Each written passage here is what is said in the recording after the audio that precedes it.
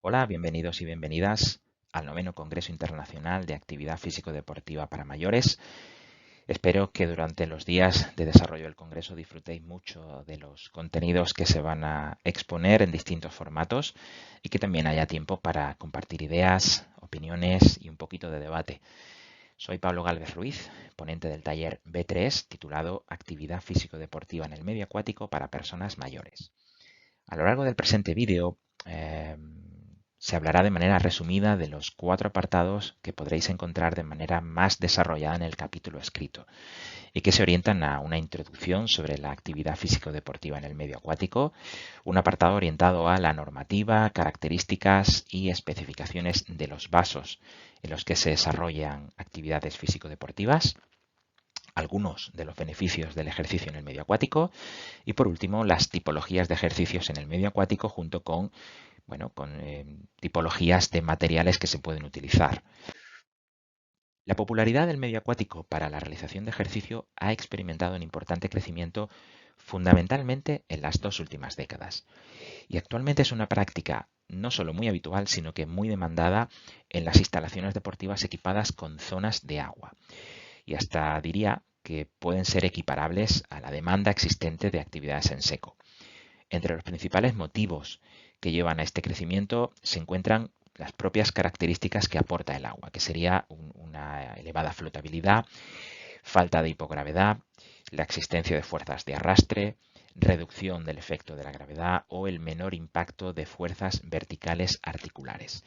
Estas características consecuentemente llevan a una percepción sobre la reducción del peso corporal, a la existencia de resistencia durante todo el movimiento cuando realizamos actividades en el medio acuático, existe un requerimiento de intensidad mayor, pero sin embargo hay una menor percepción de ese requerimiento, se produce un impacto diferente sobre el cuerpo, o lo que es lo mismo, hay estímulos diferentes sobre el cuerpo y por último permiten una mejora de la salud de manera muy amena, fundamentalmente en las actividades dirigidas en formato colectivo que utilizan un soporte musical donde hay un elevadísimo componente de dinamización y ocio.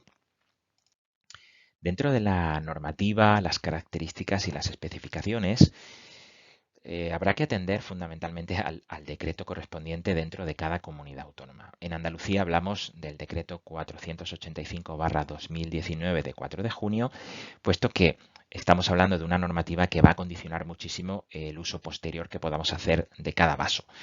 Dentro del decreto en Andalucía hay una serie de grupos y nos detendremos en el B, que es el que más nos interesa para este taller, que trata sobre piscinas de uso público, abiertas al público, a grupos específicos de usuarios o invitados por quien ostente la titularidad, sea pública, privada o bajo régimen de colaboración público-privada, que sería la concesión administrativa, con independencia del pago por acceso. Y dentro del grupo B existen varios tipos. Nos detendremos en el tipo 1 o catalogados como vasos de enseñanza, donde la actividad relacionada con el agua es el objetivo principal, sean piscinas públicas, piscinas de ocio, parques acuáticos o spas.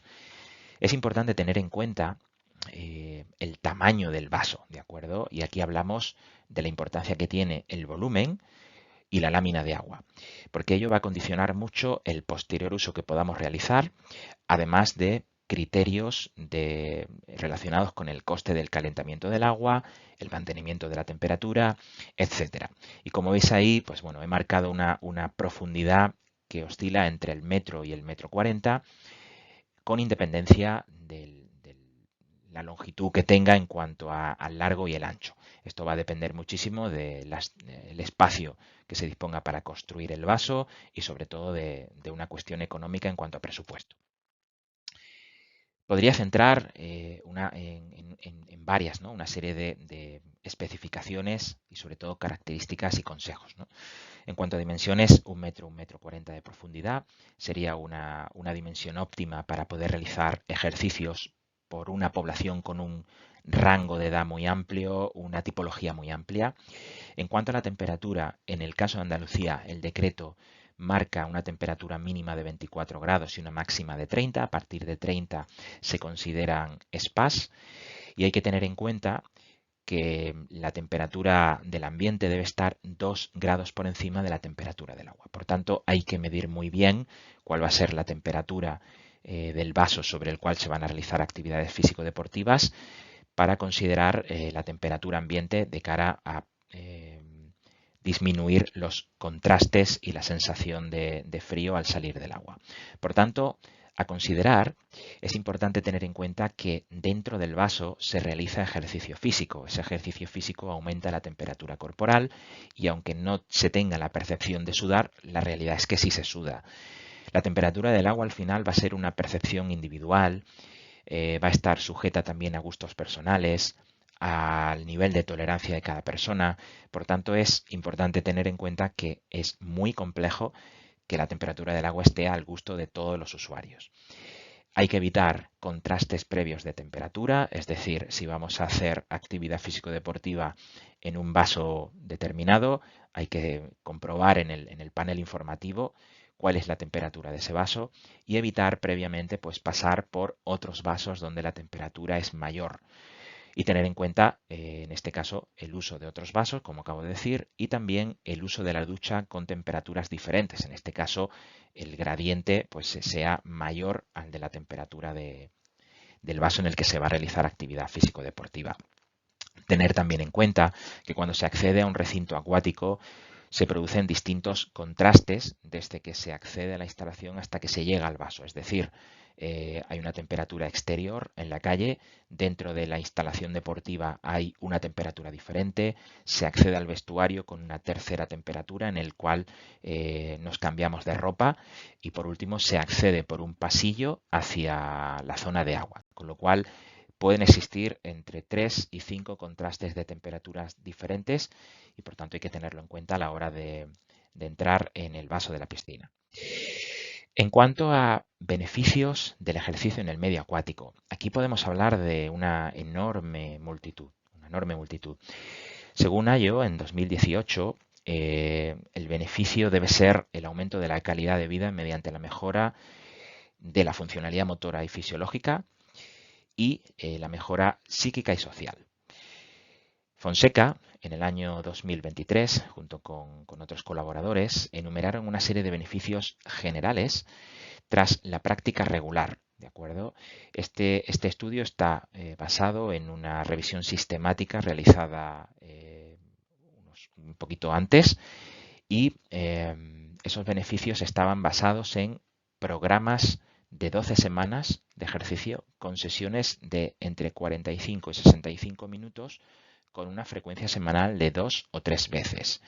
Entre los beneficios, aptitud cardiorrespiratoria, es decir, una mayor resistencia, fuerza, siempre y cuando se trabaje en vasos con poca profundidad, ya que los vasos con mucha profundidad, al final, si no hacemos pie, hace que no podamos traccionar en el suelo del vaso. Y por último, hay un beneficio en cuanto al equilibrio, al control postural y a la coordinación. En cuanto a beneficios en el caso de adultos con enfermedades, hablamos de equilibrio, fuerza, reducción del dolor y mejora de la calidad de vida.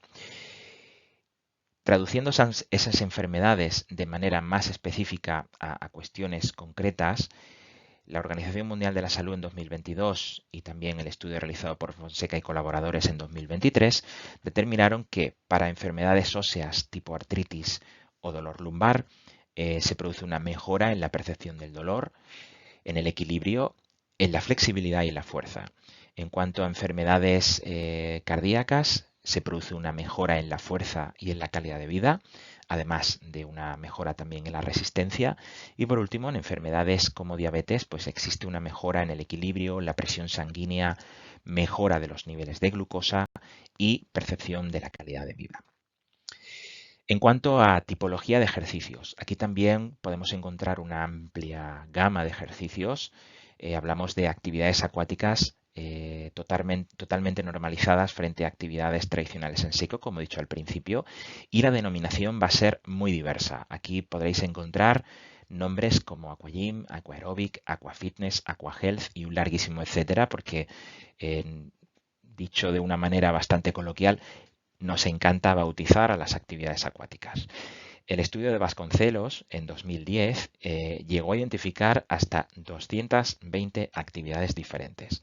Lo que no sé es si dentro de esas 220 actividades diferentes existía la opción de unificar actividades, básicamente porque el contenido tenía una orientación similar o incluso la misma, solo que recibían un nombre diferente.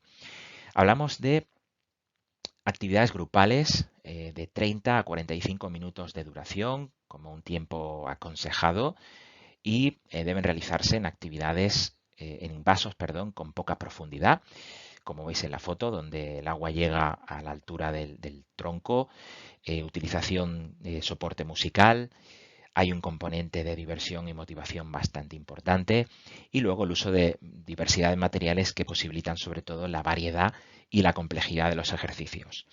Y en cuanto a objetivos de los ejercicios que se realizan en el medio acuático, tenemos también muchísimos. Hay ejercicios orientados al trabajo únicamente muscular, ejercicios donde hay un desarrollo más marcado del trabajo cardiovascular, ejercicios con intensidad baja, media y alta, de desarrollo integral con bajo impacto, de movilidad, coordinación y equilibrio, o actividades coreografiadas y lúdicas socio, que podríamos asociar a las actividades más relacionadas con el baile dentro del agua. Y por último, en cuanto a los materiales, pues bueno, son elementos que contribuyen al desarrollo de contenidos en las actividades acuáticas para la adquisición de aprendizajes significativos. Estos materiales didácticos permitirán ampliar y modificar la capacidad de interacción de cada persona con el entorno, a la vez que son capaces de aportar una mayor versatilidad y una mayor variabilidad en cuanto a la tipología de ejercicios y también de intensidades. Entre los más empleados tenéis tablas que en la foto se identifican con color verde, y dentro de las tablas hay de distinto tamaño. Normalmente se suelen utilizar tablas de tamaño pequeño. Los pool buoys tenéis en color rojo, los flotadores, o también conocidos como churros, en color azul, y por último las mancuernas en color amarillo. Al final se trata de distinto material que permite en algunos casos la flotabilidad, en otros casos el ejercicio ampliando la resistencia a la hora de realizar hundimientos en el agua, y un larguísimo etcétera. Poco más que comentaros en el vídeo. Espero que los contenidos os resulten atractivos. Tenéis mayor desarrollo en el capítulo escrito y espero poder compartir con vosotros un poquito más sobre esta temática en el propio congreso. Un saludo y muchísimas gracias.